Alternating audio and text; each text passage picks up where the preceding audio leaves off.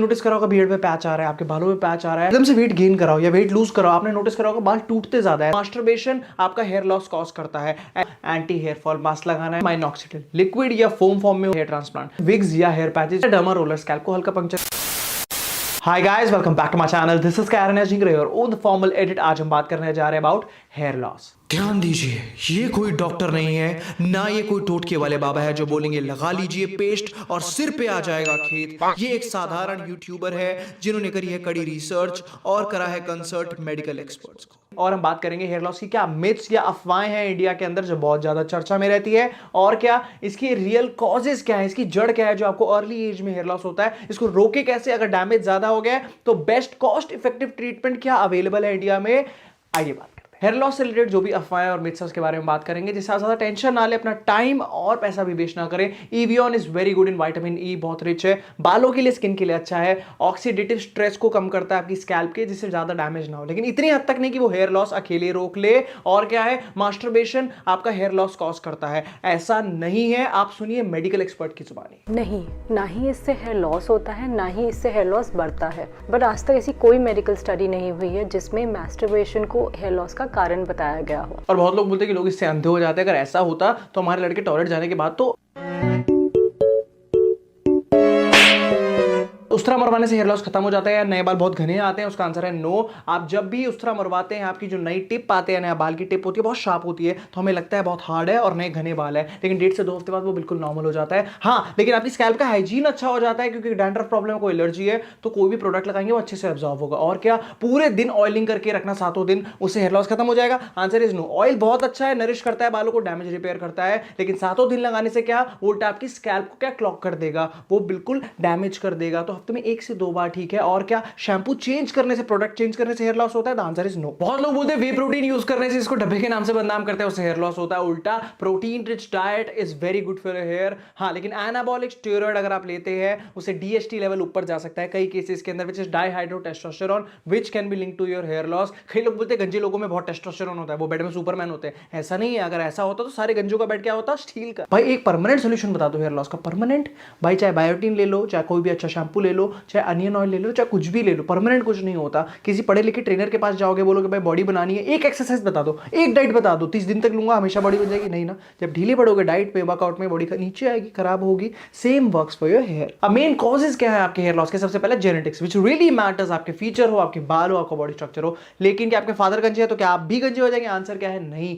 AR genetics पे सब कुछ डिपेंड करता है। एंड्रोजन रिसेप्टर सबसे पहला 30% आपके मदर का साइड देखा जाता है, मैटरनल साइड, आपके मामा हो गए, आपके नाना हो गए। बाकी 30% पैटर्नल साइड, आपके फादर, ताऊ जी, आपके दादाजी, इस साइड देखा जाता है। और बाकी 30% आपका लाइफस्टाइल, आपका खाना, आपका रहन सहन। अगर दोनों साइड आपका स्ट्रांग है तो टेंशन ही नहीं है। अगर दोनों साइड वीक है तो आपको जो लाइफस्टाइल फैक्टर है उस पर काम करके इसको डिले करा जा सकता है। उसके बाद आता है डाईहाइड्रोटेस्टोस्टेरोन। DHT लेवल आपकी बॉडी में रिस्पॉन्सिबल होता है आपकी सेक्सुअल हेल्थ के लिए। बॉडी पे जो बाल आते हैं और बॉडी का जो मास होता है, अगर वो इंक्रीज हो जाए तो वो हेयर लॉस से लिंक हो सकता है। मेंटेन और बैलेंस कैसे बना के रखे उसका? रेगुलर वर्कआउट से, घर का खाना ज्यादा खाए, जंक अवॉइड करे और स्मोकिंग अवॉइड करे। कभी आपने अगर एकदम से वेट गेन कराओ या वेट लूज कराओ, आपने नोटिस करा होगा बाल टूटते ज्यादा है। ऐसा क्यों?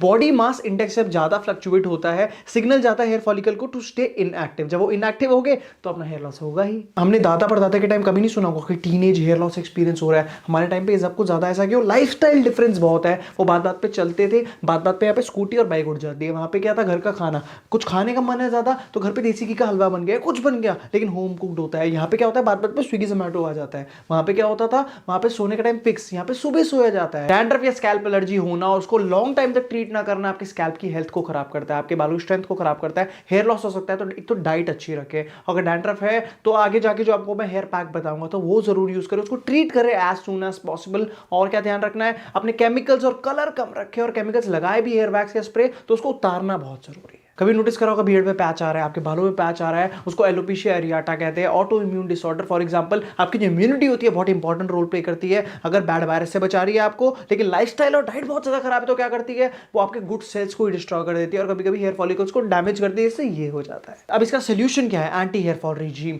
DHT ब्लॉकर फूड्स को डेली बेसिस पे डालिए अच्छे बालों के लिए। सबसे पहला क्या है, कैरेट हो गया, एग्स हो गए, आलमंड हो गया, और क्या आपका टमाटर हो गया। इनमें से कोई भी फूड डेली बेसिस पे थोड़े बहुत डाल सकते हैं। वर्कआउट वर्कआउट अच्छा रखना है, पानी का कंजम्पशन अच्छा, और इंपॉर्टेंट क्या है, स्कैल्प पे डैंड्रफ या एलर्जीज है तो थूजा ऑयल या नीम ऑयल। हफ्ते में 2 से 3 बार कंडीशनिंग करनी है as per your scalp type, ज्यादा हार्श नहीं होना चाहिए। हफ्ते में 1 बार हर संडे को एंटी हेयर फॉल मास्क लगाना है। उसमें करना क्या है, आपको अनियन ऑयल हल्का सा गर्म करके अपने स्कैल्प पे मसाज करिए। उसके 10 मिनट बाद आपको क्या करना है, योगर्ट और फेनुग्रिक सीड यानी कि मेथी दाना, वेरी हाई इन प्रोटीन और नरिश करता है आपकी स्कैल्प को, उसका पाउडर इजीली अवेलेबल है, उसको मिक्स करके लगाएं स्कैल्प पे, उसको रब करें एंड 20 से 25 मिनट बाद उसे वॉश कर दें। अगर 60 to 70% ऑलरेडी डैमेज हो चुका है तो आप मार्केट में बहुत सारे मेथड्स अवेलेबल है जो हमने डिटेल रिव्यू करे हैं स्पेशली आपके लिए। आप जा सकते हैं सबसे पहले हेयर ट्रांसप्लांट, 4 आउट ऑफ 10 क्योंकि बहुत ज्यादा एक्सपेंसिव है। जहां पे आपके स्ट्रॉन्ग हेयर होते हैं वहां से यूनिट को एक्सट्रैक्ट करा जाता है, हेयर फॉलिकल्स वीक जगह पे जहां पे बाल पैचेस है वहां पे डाले जाते हैं। उसके बाद आते हैं माइनॉक्सिडिल, लिक्विड या फोम फॉर्म में होता है, मसाज करना होता है स्कैल्प पे, हल्का स्मेल कर सकता है या स्कैल्प को इरिटेट कर सकता है, डिपेंड्स स्कैल्प टू स्कैल्प, ज्यादा महंगा नहीं है। हाँ, अगर लॉन्ग टर्म यूज करेंगे तो इफेक्ट आएगा लेकिन नॉट अ परमानेंट सोल्यूशन। उसके बाद आती है PRP therapy, platelet rich plasma. Basically जब खून निकालते हैं 3 कैटेगरी में डिवाइड होता है, platelet rich plasma, poor plasma या red blood cell.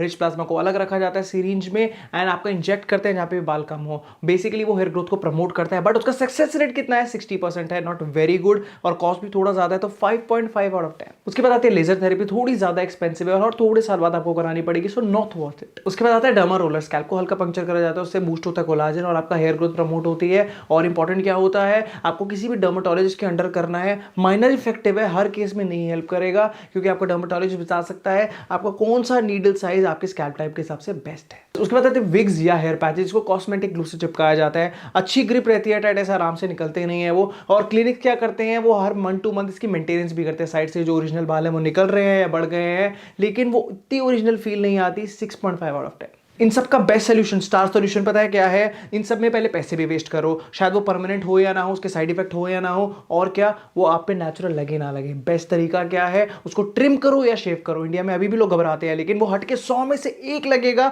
Bold man अगर वो थोड़ा सा मेंटेन कर ले इन टिप्स को। पहला, अगर आपके बाल नहीं है उसको छुपाने के लिए मत बढ़ाइए, वो पता लगता है आप छुपा रहे हैं। शेव करे प्रॉपरली या ट्रिम करे, टाइम टू टाइम उसको मेंटेन करे, हर हफ्ते करे। और ध्यान क्या रखना है, क्योंकि अगर आपके सिर पे बाल नहीं है तो फेस पे ध्यान रहेगा, हल्का फिजिकल एक्टिविटी भी रखिए जिससे आपका फेस चिजल्ड रहे। और ध्यान क्या रखना है, वो नहीं तो उसको बियर्ड को मेंटेन करके रखा है, एक्स्ट्रा फेशियल हेयर नहीं, सिर्फ बियर्ड। और क्या, अगर आप हल्का सा भी फिटनेस में, आपकी जरूरत नहीं है, बेसिक फिटनेस में भी है, you will look very sexy. So guys, ये सब कुछ था अबाउट हेयर लॉस। अगर आपको वीडियो में मजा आया तो लाइक, कमेंट और शेयर करना ना भूले। अगर आप सब्सक्राइबर नहीं है तो प्लीज सब्सक्राइब करें।